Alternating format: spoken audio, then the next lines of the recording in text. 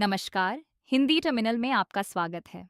हर साल भारत में अक्षय तृतीया के मौके पर सोने की खरीदारी के लिए आभूषणों की दुकानों पर लोगों की भारी भीड़ उमड़ पड़ती है। ऐसी सामाजिक मान्यता है कि इस दिन सोना खरीदने से जीवन में स्थायी सुख और भौतिक समृद्धि आती है। संस्कृत शब्द अक्षय का अर्थ ही है जिसका कभी क्षय न हो या जो कभी नष्ट न हो। लेकिन यह विशेष दिन इतना शुभ और शाश्वत क्यों माना जाता है, ये समझने के लिए हमें बैंक के लॉकरों से परे आसमान और ग्रहों की ओर देखना होगा। हिंदू पंचांग के अनुसार यह तिथि एक विशेष खगोलीय घटना का प्रतीक है। वैशाख मास के शुक्ल पक्ष का तीसरा दिन यानी तृतीया। इस दिन सूर्य और चंद्रमा अपने कक्षीय पथों में एक विशेष स्थिति में होते हैं। इस एक विशेष दिन ये दोनों खगोलीय पिंड एक साथ अपनी सर्वोच्च स्थिति, जिसे ज्योतिष में उच्च राशि कहते हैं, में होते हैं। वे पृथ्वी पर अपना अधिकतम प्रकाश और ऊर्जा बिखेरने के लिए आदर्श स्थिति में होते हैं। उनका यह संयुक्त और तीव्र प्रकाश एक शक्तिशाली ऊर्जा क्षेत्र का निर्माण करता है। वैदिक ज्योतिष के अनुसार प्रकाश का यह विशाल प्रवाह गणितीय रूप से ग्रहों के सभी दोषों को बेअसर कर देता है, जिससे यह समय हर तरह के नकारात्मक प्रभावों या अशुभता से पूरी तरह मुक्त हो जाता है। इसी वजह से इस दिन को अब्बूझ मुहूर्त कहा जाता है। ये समय का एक ऐसा अत्यंत शुभ कालखंड है जब कोई भी व्यक्ति पंचांग या अनुकूल ज्योतिषीय मुहूर्त की प्रतीक्षा किए बिना नया व्यवसाय शुरू कर सकता है या विवाह जैसे मांगलिक कार्य कर सकता है। अक्षय तृतीया की शक्ति इसी दुर्लभ और दोष रहित खगोलीय संयोग का परिणाम है।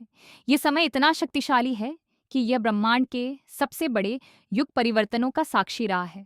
मानवीय प्रयासों से लेकर ब्रह्मांडीय कालचक्र तक हिंदू धर्म के प्रमुख युगों सत्य युग और त्रेता युग का आरंभ इसी पावन तिथि पर हुआ था। इन युगों की शुरुआत ने सृष्टि के लिए एक नई शुरुआत, रिसेट का काम किया, जहां ब्रह्मांडीय व्यवस्था में सत्य, धर्म और पूर्ण नैतिकता को सर्वोच्च प्राथमिकता दी गई। इसी दिन भगवान विष्णु ने अपने छठे अवतार भगवान परशुराम के रूप में जन्म लिया था। उनका अवतरण पृथ्वी से अन्याय और व्यवस्थागत भ्रष्टाचार को मिटाने तथा शक्ति का संतुलन बहाल करने के लिए हुआ था। भगवान परशुराम को चिरंजीवी यानी अमर माना जाता है। उनका यह अनंत अस्तित्व अक्षय शब्द के वास्तविक अर्थ को चरितार्थ करता है, यानी वह जो समय के साथ कभी क्षीण न हो। नए युगों की शुरुआत और एक अमर अवतार के जन्म का इस एक ही तिथि पर होना इस दिन को ब्रह्मांड के एक ऐसे द्वार के रूप में स्थापित करता है जहां से शाश्वत और अजेय शक्तियों का आरंभ होता है। अक्षय तृतीया का मूल सिद्धांत यह है कि चरम प्रकाश और ऊर्जा के इस शुभ समय में शुरू किए गए किसी भी कार्य में कोई बाधा नहीं आती और उसके सुफल को कभी नष्ट नहीं किया जा सकता। यह सिद्धांत ज्ञान पर भी लागू होता है। महर्षि वेद व्यास और भगवान गणेश ने महाभारत महाकाव्य को लिखना शुरू करने के लिए इसी दिन को चुना था, जिसने यह सुनिश्चित किया कि यह ज्ञान हजारों वर्षों तक अक्षुण्ण रहेगा। अमृता का यही सिद्धांत भौतिक संपदा पर भी लागू होता है, जैसा कि भगवान कृष्ण और उनके मित्र सुदामा की पौराणिक भेंट में देखा गया था। सुदामा अपने साथ भेंट स्वरूप मुट्ठी भर पोहा लाए थे। भगवान कृष्ण ने उसे प्रेम से स्वीकार किया और उस छोटी सी भेंट को सुदामा के परिवार के लिए स्थायी और अटूट समृद्धि में बदल दिया। पांडवों के वनवास के दौरान भी हमें यही चमत्कारी प्रभाव देखने को मिलता है। यह सुनिश्चित करने के लिए कि वे कभी भूखे न रहें, सूर्य देव ने उन्हें अक्षय पात्र उपहार में दिया था, एक ऐसा चमत्कारी बर्तन जिसमें भोजन कभी समाप्त नहीं होता था।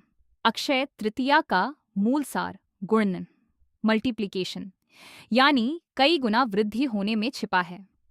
इस खगोलीय समय के दौरान ब्रह्मांड को जो भी छोटा सा या विनम्र अर्पण किया जाता है, वह उसे अनंत गुना करके वापस लौट आता है। चूंकि अक्षय तृतीया भयंकर गर्मी के मौसम में आती है, इसीलिए इस दिन जरूरतमंदों को जल, पंखे और मिट्टी के बर्तन दान करने का विशेष महत्व है। इसके साथ ही अन्नदान की भी प्रमुख प्रथा है।